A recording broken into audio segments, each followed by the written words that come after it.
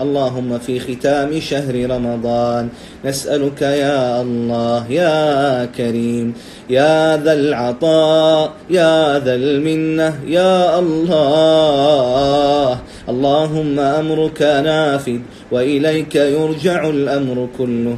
اللهم أنت ربنا وحسبنا، حسبنا الله ونعم الوكيل، حسبنا الله ونعم الوكيل، لا إله إلا أنت سبحانك إنا كنا من الظالمين، سبحانك إنا كنا من الظالمين. يا رب ما عبدناك حق عبادتك، ما شكرناك حق شكرك، اللهم ما عبدناك حق عبادتك.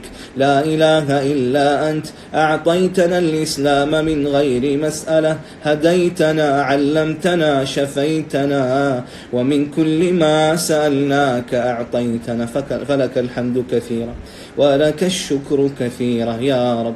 اللهم أنت الكريم أنت المعطى، اللهم أعطنا ولا تمنعنا، اللهم يا ذا الجود والكرم، يا خير من خلا به وحيد، ويا خير من آوى إليه طريد. اللهم نحن عبيدك أبناء عبيدك أبناء إمائك، اللهم المفتقرون إلى غناك، اللهم الضعاف أبناء الضعاف أبناء إمائك، وقفنا بين يديك، اللهم هذه رقابنا، اللهم اختم لنا شهر رمضان برضوانك والنجاة والعتق من نيرانك.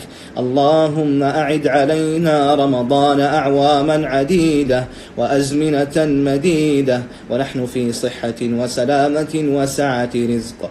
اللهم إن كان في سابق علمك أن هذا الرمضان هو آخر رمضان في أعمارنا، اللهم فبارك لنا فيما تبقى من أيامه، وتقبله منا وتسلمه منا يا رب العالمين. اللهم يا ستير يا عليم يا عليما بذات الصدور، اللهم يا رب العالمين، اللهم ما عصيناك استخفافا بجهادك، ما عصيناك استخفافا بعظمتك، ما عصيناك استخفافا بهيبتك، لكن غلبت علينا شقوتنا وطغت علينا الدنيا بشهواتها وملذاتها.